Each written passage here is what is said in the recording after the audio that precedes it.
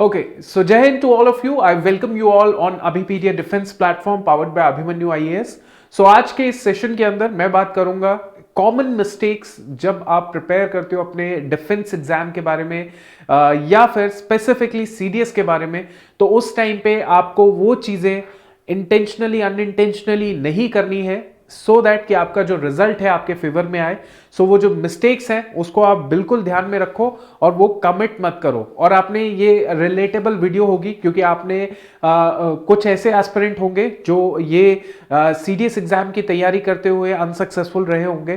तो यहां से आपको देखने को मिल जाएगा कि हाँ, ये मिस्टेक आपने कमिट की थी, that is why the result wasn't in your favour, right. So let's talk about CDS examination, very competitive exam.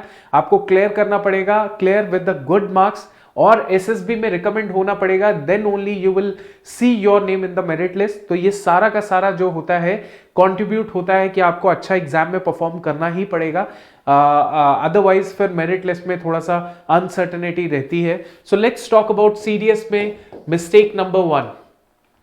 देखिए, फर्स्ट मिस्टेक जो होती है ना, वो होती है जो 99% स्टूडेंट्स जो है वो कमिट करते हैं, दैट इज बुक लिस्ट।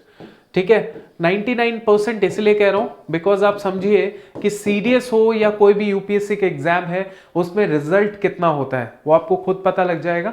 सो यहां पे बुक लिस्ट में मेरा कहने का मतलब ये है कि बुक लिस्ट कौन सी होनी चाहिए, कोई स्पेसिफिक कोचिंग मटेरियल होना चाहिए या कोई XYZ आपका कुछ ऐसा नोट्स होना चाहिए, या क्या होना चाहिए बुक लिस्ट। देखो, एक बहुत ही सीधी चीज बता देता हूं आपको, ध्यान से सुनिएगा कि देखो ऐसा रहता है ना कि जो बुक्स होती हैं वो फंडामेंटल जो बेस होता है उसको आप पढ़ोगे ही पढ़ोगे, अदरवाइज अगर आपने उसको स्किप कर दिया and if you feel like कि यार मैं कोई XYZ शॉर्टकट निकाल दूंगा, कोई फायदा नहीं होगा। जो बुक लिस्ट होनी चाहिए दैट शुड इंक्लूड NCERT। ठीक है, अब आप बोलोगे कि एनसीईआरटी तो हमें पता है, ठीक है, कि एनसीईआरटी ये बुक्स है, ये 6 से लेके 12वीं तक एनसीईआरटी पढ़नी पड़ती है। तो देखो, दो ऑप्शन रहते हैं इसमें। क्या ऑप्शन है? पहला ऑप्शन तो आपके पास ये होता है कि आपने 6 से शुरू कर दिया एनसीईआरटी को पढ़ना, 7th 8th 9th 10th 11th और 12th की एनसीईआरटी आपने पढ़ना शुरू कर दिया, और इसी को ही कंप्लीट करने में आपको कम से कम 4 से 5 महीने लग जाएंगे, which is also a very good thing because ये एक परमानेंट सोल्यूशन है। देखो, सीडीएस के अलावा भी तो एग्जाम निकालने ही है ना आपने। आपको सीएपीएफ असिस्टेंट कमांडेंट, क्या पता आपने साइड में ऑप्शन रखा हो, which is a very good thing. क्या आप ऐसा नहीं है कि पॉजिटिव होके एक रास्ते चल रहे हो, नहीं, यू नीड टू हैव कि मेरी डायरेक्शन अगर डिफेंस फोर्सेस है, if my direction is to become the commissioned officer in the defence forces, so उसमें मैं सिर्फ एक नाव पे सवार नहीं होऊंगा कि हाँ कि ठीक है भैया सीडीएस में एसएसबी निकालेंगे और ऑफिसर बन जाएंगे, ऐसा नहीं है। You have to look for other options also in the same direction of defense forces. So CAPF है, CAPF में कभी शॉर्टकट नहीं चल सकता, ठीक है, उधर तो और भी अच्छे लेवल पे आती है, तैयारी होती है। सो यहां पे क्या है, यहां पे अगर आप 4 से 5 महीने अपने लगा देंगे इनिशियल स्टेज पे एनसीईआरटी कवर करने में, कोई मुश्किल नहीं है। लेकिन प्रॉब्लम यहां पे ये आ जाती है कि सीडीएस में 6 महीने का गैप होता है जो कि पता नहीं लगता कि कैसे कंप्लीट हो गया। ज्यादा से ज्यादा बच्चों को 3 से 3.5-4 महीने का टाइम मिल पाता है proper to prepare for the CDS, वहां पे ये चीज नहीं चलती है। सो आपको क्या करना चाहिए, यहां पे आपकी मिस्टेक ये हो जाती है कि आप क्या करते हो कि 3-3.5 महीने में कोई कोचिंग वाला मटेरियल उठा लेते हो। देखो, आप वो मटेरियल उठाओ जो मटेरियल इन एनसीईआरटीज के बेसिस पे बना हुआ है, बेस्ड ऑन एनसीईआरटी। जैसे कि हमारे जो नोट्स हैं वो काफी ज्यादा हमने एनसीईआरटी के बेसिस पे बनाया है। हमने बच्चों को हेल्प करने के लिए, उनका टाइम बचाने के लिए, वो जो हार्ड वर्क होता है, वो जो लेबर होती है, वो सारी हमने कर रखी है कि बच्चे को ऐसा ना हो पहली 6ठी 7वीं 8वीं 9वीं आपको हिस्ट्री की एक किताब पढ़नी है, वो हिस्ट्री की किताब में सब कुछ इंक्लूड करके आपके पास रखी जाती है। ठीक है, तो देखो कितना ज्यादा बेनिफिट हो जाता है। तो मेरे कहने का मतलब है कि कोई भी आप ऐसा नोट्स या ऐसा मत पकड़ो जो कि एनसीईआरटी के बेसिस पे नहीं है, ठीक है, जहां से एनसीईआरटी से कंटेंट नहीं उठाया, वो कंटेंट पकड़ो। या तो आप ये खुद करो 4 से 5 महीने खुद लगाओ, या फिर दूसरा ऑप्शन ये है कि वैसा कंटेंट पकड़ो जो कंटेंट एनसीईआरटी के बेसिस पे बनाया गया है। ठीक है, तो आपका जो बुक लिस्ट वाला काम है वो आप मिस्टेक दोबारा कमिट नहीं करोगे। अदरवाइज आप क्या करते हो, कोई भी XYZ प्राइवेट पब्लिशर की बुक ले आते हो, वो अपनी भाषा में लिख देते हैं। नहीं, ऐसा नहीं है। या तो कंटेंट ऐसा हो जो एनसीईआरटी के बेसिस पे हो, उसको आप 2-2.5 महीने में कंप्लीट कर लो, या फिर खुद ही एनसीईआरटी उठा लो, बट इसके अलावा कोई और शॉर्टकट नहीं है। तो यहां पे मैं मिस्टेक भी बता रहा हूं और इसका जरिया भी बता रहा हूं कि ये मिस्टेक से कैसे आप बच सकते हो। ठीक है, पहला पॉइंट आप याद रखेंगे। दूसरा पॉइंट होता है, दूसरा पॉइंट पता है क्या है? दूसरा पॉइंट ये है कि 3 तरीके के 3 कैटेगरी के सवाल आते हैं यूपीएससी के एग्जाम में। एक होता है जो हमें पता है इजी, दूसरा होता है मॉडरेट, और तीसरा जो सवाल का काइंड होता है, टाइप होता है, that is tough questions, right? Now पता क्या होता है, मैं आपको सच में बता रहा हूं और ये चीज आप रिलेट भी कर रहे होंगे कि जब बच्चा एक बार सीडीएस में फेल हो जाता है ना, तो उसको पता होता है कि यार मैंने पढ़ाई तो की है, मैंने सारी बेसिक बुक्स पढ़ ली थी, ठीक है, लेकिन मैं फिर भी फेल हो गया। तो अब वो बच्चा क्या करता है, वो सोचता है कि वो ना ऐसे ऐसे क्वेश्चंस के ऊपर कूदने की कोशिश करता है। पेपर उठाएगा और देखेगा यार ये टफ क्वेश्चन, ये क्वेश्चन क्यों नहीं सॉल्व हुआ, उसको जबरदस्ती सॉल्व करने की कोशिश करता है। इस टफ क्वेश्चन को सॉल्व करने के चक्कर में वो 2, 4, 3, 5, 6 किताबें और पढ़ लेता है। लेकिन वो ये नहीं देखता कि आपके जो कट ऑफ क्लियर करने के लिए, आपको कट ऑफ क्लियर करनी है ना, तो आपको इजी क्वेश्चंस जो होंगे, कोई भी, चाहे यूपीएससी का कोई भी एग्जाम है, इजी क्वेश्चन आपको 100% करेक्ट करने पड़ेंगे और मॉडरेट क्वेश्चन आपको 60% करेक्ट करने पड़ेंगे, एंड यू विल सी कि आपका कट ऑफ से अच्छे मार्क्स आ रहे हैं। कट ऑफ अगर 110 जा रही है, you will be getting 130 marks, right? मतलब मैं जर्नली ऐसे ही मार्क्स बता रहा हूं, ठीक है? It is not related to CDS only, understand?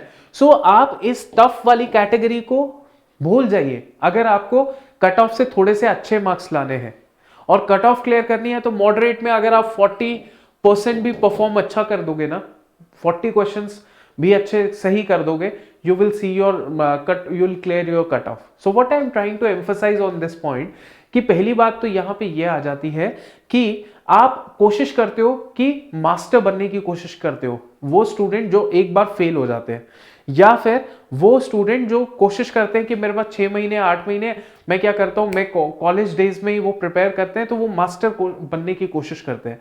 लेकिन जरिया यही है, क्योंकि देखो एक बार एग्जाम क्वालिफाई हो गया, एक बार एसएसबी रिकमेंड हो गए, उसके बाद आपसे कोई हिस्ट्री, ज्योग्राफी, पॉलिटी नहीं पूछेगा। बट आपको क्या करना है, you have to have clarity, you have to have clarity of not specific subjects. Specific नहीं चलना यहां पे, you have to have clarity of all the subjects, all subjects.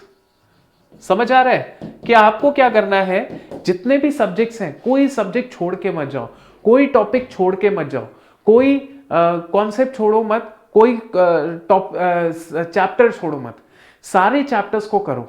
Jin chapters में आप अच्छे हो, यू आर कॉन्फिडेंट इनफ, ठीक है, तो वो चैप्टर्स और अच्छे से कर लो, ताकि वहां से मॉडरेट कैटेगरी का सवाल भी आए तो वो भी अच्छे से आप कर लो। लेकिन जो चैप्टर्स में if you are not comfortable, उसको पूरा मत छोड़ो। You have to be good in all the subjects, not excellent in all the subjects.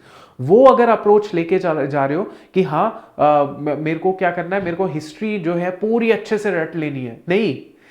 अगर हिस्ट्री है, हिस्ट्री में जो आपका मिडिवल हिस्ट्री है, उसके लिए कुछ बेसिक चीजें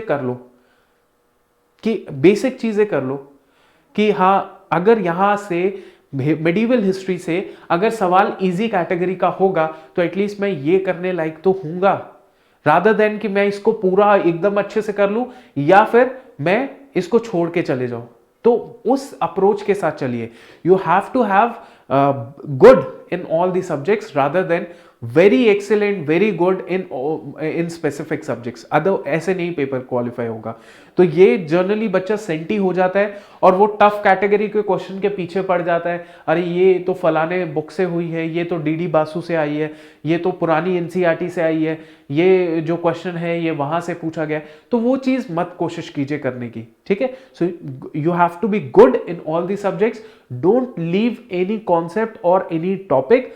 अगर if you have a time do all these topics, ठीक है, उसमें और सारे टॉपिक्स को कीजिए if you have a time, ठीक है। क्योंकि आप अगर 5 साल के पेपर्स को एनालिसिस करेंगे ना, आपको खुद समझ आ जाएगा कि एग्जाम जो है उसमें हर तरीके का टॉपिक इंपॉर्टेंट होता है, वो आ ही जाता है। तो एटलीस्ट सारे टॉपिक्स को इतना कर लीजिए कि इजी और मॉडरेट के आधे सवाल भी आप कर ले तो ठीक रहे, ठीक है।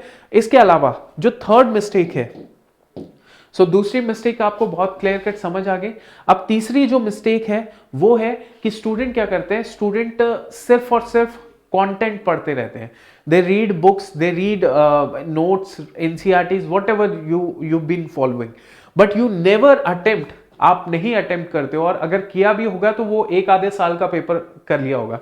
You never attempt previous year questions, previous year questions, ठीक है। अब आप सोचिए प्रीवियस ईयर क्वेश्चंस जो होंगे वो हर साल सीडीएस के 2 आते हैं एग्जाम्स। आप 5 साल के सीडीएस कर लो, ठीक है, और 5 साल के सीएपीएफ कर लो। मैं बता रहा हूं कि अगर if you are doing 5 years of CDS, that means 10 CDS आप कर रहे हो और 5 सीएपीएफ कर रहे हो। आप देखिए ये 15 पेपर अगर आप सॉल्व करोगे, you will C a drastic difference in your mentality, in your understanding of a question. Because देखो चाहे कुछ भी है, पेपर जो होता है ना, जब पेपर आप देते हो आपके पास चाहे जितनी मर्जी नॉलेज हो, लेकिन क्वेश्चन को अंडरस्टैंड करना, उसको समझना और उसके बाद उसका आंसर निकालना 4 ऑप्शन से, वो एक अलग ही कला है। That is something, that is a different technique जो टॉपर्स के अंदर होती है। वो या तो इस चीज को फॉलो करके निकालते लेकर आते हैं अपने में, या फिर उनमें इनहेरिट ही होती है कि हाँ उन्होंने बचपन से ही वो वैसा दिमाग रहता है उनका। तो आप मेरी बात समझिए कि अगर आप इन प्रीवियस ईयर क्वेश्चंस को सॉल्व करोगे, एनडीए का मैं सजेस्ट नहीं कर रहा, अगर आपके पास टाइम नहीं है तो एनडीए के मत कीजिए। If you have time go for NDA also, ठीक है। तो सॉल्व दीज क्वेश्चंस, कोई भी ऐसी किताब, जैसे हमारा जो है जैसे हमारा जो मॉड्यूल होते हैं सीडीएस के, सीएपीएफ के, whatever the modules that we have a facility for the student, कि स्टूडेंट क्या कर सकता है कि जैसे कोई पर्टिकुलर टॉपिक जो है वो कंप्लीट हुआ है, टीचर ने उधर टॉपिक कंप्लीट करा दिया है, उस टॉपिक से रिलेटेड प्रीवियस ईयर क्वेश्चंस और उस टॉपिक से रिलेटेड एमसीक्यूज, अदर एमसीक्यूज जो किसी और क्वेश्चन एग्जाम्स में आए, वो उस टॉपिक से रिलेटेड आपको सॉल्व करने पड़ते हैं। तो ये it is also one of the best way to check whether you are learning और नॉट, राइट। बट मेरे कहने का मतलब है previous year questions at least do it one by one.